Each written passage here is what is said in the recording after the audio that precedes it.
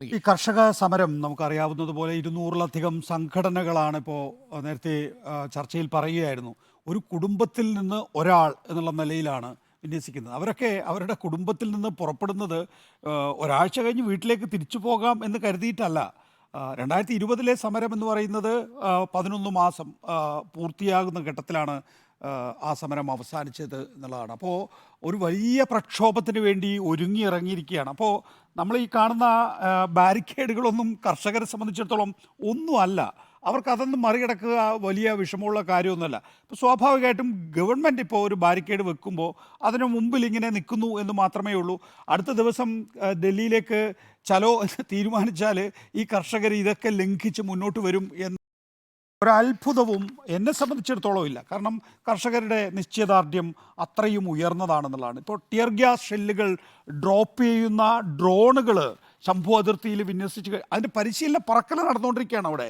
അപ്പോൾ അവിടെ പോലീസുകാർക്ക് ഈ കർഷകരെ നേരിടാനുള്ള ധൈര്യമില്ല. അവർ മുന്നിൽ വെച്ച് ഈ പറയുന്ന ടിയർ ഗ്യാസ് ഷെല്ലുകൾ പ്രയോഗിക്കാനുള്ള ധൈര്യമില്ല. അപ്പോൾ എന്ത് ചെയ്യുന്നു? ഡ്രോണുകൾ നമ്മൾ വിദേശ രാജ്യങ്ങളിലേക്ക് നമ്മുടെ ആൾവാസം ഇല്ലാത്ത ഡ്രോണുകളുണ്ടല്ലോ, ആ ഡ്രോണുകൾ പറത്തി എങ്ങനെയാണോ ശത്രു രാജ്യങ്ങളെ നേരിടുന്നത്, സമാനമായ വിധത്തിലാണ് ഇപ്പോൾ ശംഭു അതിർത്തിയിലൊക്കെ തന്നെയും ഈ ടിയർ ഗ്യാസ് ഷെല്ലുകൾ ഡ്രോപ്പ് ചെയ്യുന്ന ഡ്രോണുകൾ വിന്യസിച്ചിരിക്കുന്നത് എന്നുള്ളതാണ്. നമുക്ക് ഈ 3 നിയമങ്ങൾ പിൻവലിക്കാം എന്ന് പ്രഖ്യാപിച്ചതിന് ശേഷവും യഥാർത്ഥത്തിൽ കർഷകർ ഡൽഹിയിൽ നിന്ന് പിരിഞ്ഞു പോകാൻ തയ്യാറായിരുന്നില്ല. അവരവിടെ തന്നെ നിലകൊണ്ടു. ആ ഘട്ടത്തിലാണ് ഒരു മന്ത്രിതല സമിതി ഈ കർഷക സംഘടനകളെ കണ്ട് എഴുതി നൽകിയത് എന്താണ്? MSP ലോ നടപ്പാക്കാം, പിന്നെ മരിച്ചവരുടെ കുടുംബാംഗങ്ങൾക്ക് ധനസഹായം നൽകാം, അവർക്കെതിരായിട്ടുള്ള കേസുകൾ പിൻവലിക്കാം, പിന്നെ അതിനിടയിൽ പ്രധാനമന്ത്രിയുടെ തന്നെ പ്രഖ്യാപനം ഉണ്ടായിട്ടുണ്ട് പാർലമെൻറ്റിലൊക്കെ തന്നെയും കർഷകരുടെ വരുമാനം ഇരട്ടിപ്പിക്കും എന്നതൊക്കെയാണ് അത്തരം പ്രഖ്യാപനങ്ങൾ. അതൊന്നും നടപ്പിലായില്ല. ഈ ആവശ്യങ്ങളിൽ അതൊക്കെ തന്നെയും ചേർത്ത് കഴിഞ്ഞിട്ടുമുണ്ട്. അപ്പോൾ അക്കാര്യത്തിൽ വളരെ ന്യായമായ ആവശ്യങ്ങളുമായിട്ടാണ് ഇപ്പോൾ കർഷകർ ദില്ലി ചലവുമായി വന്നിരിക്കുന്നത്. അവരെ സംബന്ധിച്ചിടത്തോളം അവസാന പാർലമെൻറ്റ് സമ്മേളനം വരെ കാത്തിരുന്നു എന്നുള്ളതാണ് ഏറ്റവും പ്രധാനം. ഈ 2020-21 കാലഘട്ടത്തിൽ ലഭിച്ചിട്ടുള്ള ഉറപ്പ് 2024 ഫെബ്രുവരിയിൽ നടക്കുന്ന അവസാന പാർലമെൻറ്റ് സമ്മേളനത്തിലെങ്കിലും നിയമമായി മാറ്റും എന്നവർ കരുതി അവർ കാത്തിരുന്നു. പക്ഷേ MSP ലോ ഉണ്ടായില്ല എന്നുള്ളത് അവരെ സംബന്ധിച്ചിടത്തോളം നിർഭാഗ്യകരമായ കാര്യമാണ്. നോക്കൂ, ഇന്നത്തെ സാഹചര്യത്തിൽ നമുക്ക് ഇന്നിപ്പോൾ പാർലമെൻറ്റിൽ ഏതെങ്കിലും തരത്തിൽ ചർച്ച നടക്കുന്നുണ്ടോ? അല്ലെങ്കിൽ ഏതെങ്കിലും ഒരു ബില്ലിന്മേൽ ചർച്ച നടക്കുന്നതുണ്ട്? ഏതെങ്കിലും ഇനിയൊരു ചർച്ച പാർലമെൻറ്റിൽ നടന്നില്ലെങ്കിൽ തന്നെ സാധാരണഗതിയിൽ പാർലമെൻ്ററി പ്രൊസീഡിംഗ് എന്താണ്? ഏതെങ്കിലും ഒരു കൺസൾട്ടേറ്റീവ് കമ്മിറ്റിക്ക് വിടും, അല്ലേ? ഇപ്പോൾ പാർലമെൻറ്റിനകത്തും ചർച്ച നടക്കുന്നില്ല. സബ്ജക്ട് കമ്മിറ്റി പോലുള്ള കൺസൾട്ടേറ്റീവ് കമ്മിറ്റികളിലും ഇത് വിടുന്നില്ല.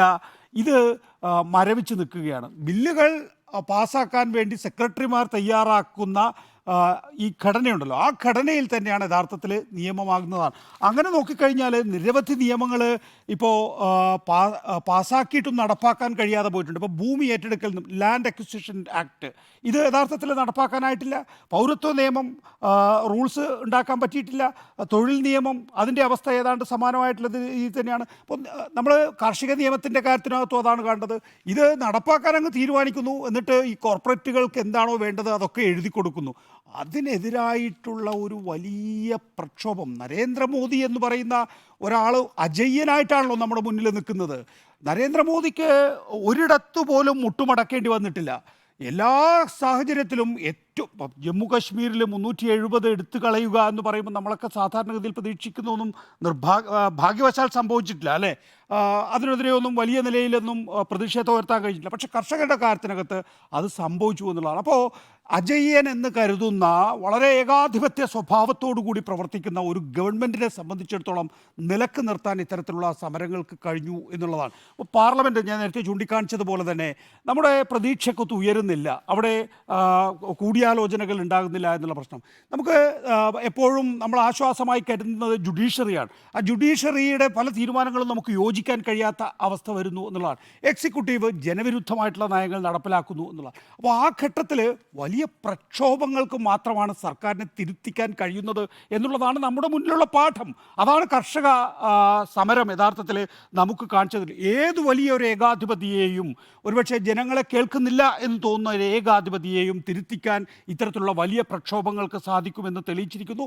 അതാണ് യഥാർത്ഥത്തിൽ 2024 കർഷക പ്രക്ഷോഭത്തിന് അവരുടെ തീരുമാനമാണ് അവർ നടപ്പാക്കിക്കൊണ്ടിരിക്കുന്നത്. അവരെ സംബന്ധിച്ചിടത്തോളം അവരുടെ ജീവൻ വളരെ അവരതിന് വിലവെക്കുന്നില്ല. അതിനപ്പുറത്തേക്ക് അവരുടെ അടുത്ത തലമുറയുടെ ഭാവിയാണ് അവരെ സംബന്ധിച്ചിടത്തോളം പ്രധാനം. അതുകൊണ്ട് തന്നെ നേടിയെടുത്തേ ഇവർ പിൻവാങ്ങൂ എന്ന് എനിക്ക് ഉറപ്പുണ്ട്.